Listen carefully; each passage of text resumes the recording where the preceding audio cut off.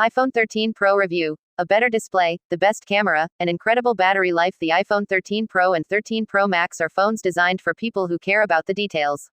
The improvements over last year's iPhones are significant but not obvious at first glance. Just as with the regular iPhone 13 and 13 mini, the most important upgrades on the 13 Pro are to battery life and the camera system. The 13 Pro adds a third major improvement with a high refresh rate screen. Upgrading the battery, camera, and screen sounds like an iterative, yearly update. They sound like the so-called updates that Apple used to do for iPhones before its naming schemes became unpredictable. And it is true that the design is virtually identical to that of last year's iPhone 12 Pros.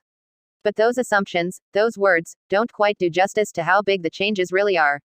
Good stuff: incredible camera system, great battery life, high refresh rate display. Bad stuff: average selfie camera, cinematic mode is not very pro, lightning connector instead of USB-C, limits options.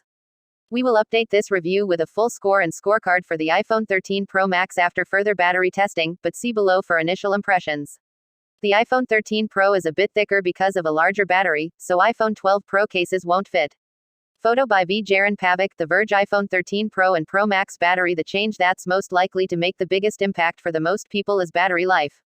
Apple is happy to tell you that the battery improvements come from a constellation of updates, including increased efficiency in the new A15 Bionic processor and changes to how the new display uses power. I am sure all that is true, but I'm just as sure that the biggest contributor is simply that the batteries are bigger than last year. The 13 Pro has an 11% larger battery and the 13 Pro Max's battery is an astonishing 18.5% larger. Apple's quoted improvements over the 12 Pro models are 1.5 hours more usage on the 13 Pro and 2.5 hours on the 13 Pro Max, and the 12 Pro Max was already a battery life monster. The battery life improvement isn't complicated. It's a bigger battery. I've only had the phones for a little less than a week, so I focused most of my use on the smaller iPhone 13 Pro as a kind of worst-case test. And my results are in line with Apple's claims. On a day when we really pushed the phone with lots of 4K video and max brightness on the screen, it still lasted from early morning to 11 p.m. with 20% remaining, with somewhere north of 4 hours of very heavy use in the screen time tracking app. A day with less intense usage clocked me at 7 hours of screen on time before the low battery warning kicked in. Although I haven't used the 13 Pro Max as much, I expect it will do even better. A few times the past week I caught myself doing a double take, wondering why its battery was so full even though I'd been using it intensively. I will check back into this review with an update after I've had a chance to do more testing with it, and with its opposite, the regular iPhone 13 mini. Bottom line, I have much more confidence walking out of the house for a long day without carrying an external battery pack. For me, the line a smartphone needs to cross is that I trust I can get through a normal day without battery anxiety. Both the 13 Pro and the 13 Pro Max easily get there. The iPhone 13 Pro and Pro Max keep the major redesigns introduced last year. They still feel fresh and modern. iPhone 13 Pro design and specs. Last year was a big design update for the iPhone, with flat sides, 5G, and MagSafe charging. This year's models inherit all of that, changing the design in only minor ways. The most obvious one is the notch on the screen. It's slightly smaller, but only horizontally. It still pushes down into what you're looking at to the same degree. Apple also didn't do anything with that extra space at the top, meaning you still can't see your battery percentage without pulling down the control center. The other design change is that the new iPhones are almost imperceptibly heavier and also thicker across the entire body compared to last year's models. But the camera bumps on both phones are significantly bigger, which means that 12 Pro cases are not going to fit on the 13 Pro. I think the trade-offs are worth it for the improved battery life and camera system. The design is virtually identical to the iPhone 12 Pro models. The smaller notch on the iPhone 13 Pro Max left compared to the 12 Pro Max right. Unlike many Android phones with gently curving displays at the edges, Apple does still have a small bezel around the screen. The rails on the edges are glossy stainless steel that pick up fingerprints. The glass on the back is a smooth matte. The front uses Apple's ceramic shield finish to prevent cracks and the camera lenses are sapphire.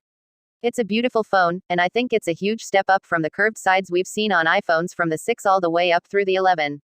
The important spec outside of the camera system and the screen is the new A15 Bionic processor, which is indeed fast. But as always with iPhones, the primary purpose of that speed is ensuring the phone will still feel fast in years to come, not making it seem faster than last year's device.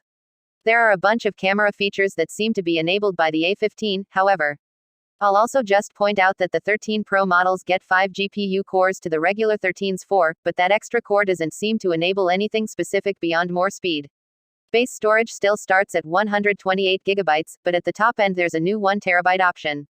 That is a ridiculous amount of storage for a phone, but if you're planning on shooting a bunch of ProRes video, then it might be something to actually consider. Screen sizes and resolutions are the same, 6.1 inches at 1170 by 2532 pixels for the 13 Pro and 6.7 inches at 1284 by 2778 pixels for the 13 Pro Max. In terms of networking, Apple is focused on expanding support for mid-band 5G, the kind that will actually matter more than the UWB version that's only really available on certain street corners. All that really means is that in the US, the 13 Pro is ready for a 5G future that could come if carriers keep their promises. They haven't so far, but maybe next year. As usual, if you travel a lot, you should keep an eye on the bands available on the several variants that are sold in different regions. Finally, although I know it's a lost cause and that I sound like a broken record, I still believe that Apple should switch the iPhone from the Lightning connector to USB-C. I also still believe Apple made a mistake by not taking advantage of the obvious opportunities to do so with the big iPhone X and iPhone 12 redesigns. I understand the reasons why it hasn't switched and I disagree with them. Especially on a Pro phone, the standard cable would be incredibly convenient and useful for both charging and connecting other accessories without adapters. The camera system on the iPhone 13 Pro is a major upgrade. iPhone 13 Pro cameras. The camera systems on the iPhone 13 Pro and the 13 Pro Max are identical this year, which means you don't have to buy the bigger and more expensive phone to get the best photos. And I do mean best photos, because there isn't another phone on the market that can match the iPhone 13 Pro. Google's upcoming Pixel 6 hasn't been released as of writing this, of course, but it will have its work cut out for it. Apple's marketing for the camera system on the 13 Pro is that it's the biggest advancement ever. I don't know that I would go that far, but I also can't remember the last time I've said, "Whoa, look at this photo," as many times as I have during this review. The best cameras on a smartphone. I will start, however, by pointing out that this camera system is one of the things I'm referring to when I say that the 13 Pro is a phone for people who pay attention to the details. In bright sunlight or normal light, the pictures these phones take are very hard to distinguish from the iPhone 13 or even the iPhone 12. In good lighting, almost any high-end smartphone is very competent these days. Where the Pro 13 camera system shines is in low light. The main wide-angle sensor has seen a massive upgrade this year. Unlike Android phones that are chasing big megapixel counts and then pixel binning to achieve low light performance, Apple is sticking with 12 megapixels, the same resolution it's used since 2015's iPhone 6s. The sensor itself is much bigger now and features 1.9 micrometers pixels, which are about as big as anything we've seen on a smartphone. And on top of all that, the lens now has an f1.5 aperture. All of that adds up to a camera that can very quickly take in a massive amount of light relative to other phones. Combined with some tuning and improvements to Apple's computational photography, the low light performance on the 13 Pro is simply second to none. The 13 Pro and Pro Max have much better low light performance, but it's not immediately obvious on smaller screens. Color reproduction in darker scenes is much improved compared to last year. There's less image noise in low light and more dynamic range in low and even medium light. Apple also tells me it has adjusted how it handles the black point, so shadow exposure is more accurate now too. The 13 Pro is just more willing to let darks be dark while accurately exposing lighter areas. In situations the 12 Pro would aggressively hop into night mode and lighten everything up, the 13 Pro often doesn't need night mode. And when the 13 Pro does drop into night mode, it goes through that exposure process twice as quickly. iPhone 13 Pro on the left, last year's 12 Pro Max on the right. The year-over-year improvements in low light are obvious: better tone, more confidence in leaving dark areas dark in night mode. We used this word last year in our 12 Pro Max review, but I think it applies even more this year. The camera on the 13 Pro is confident.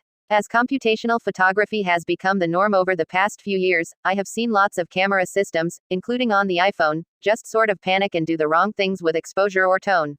The iPhone 13 Pro has almost never done that in my testing. iPhone 13 Pro on the left, regular iPhone 13 on the right in an incredibly challenging night mode scene.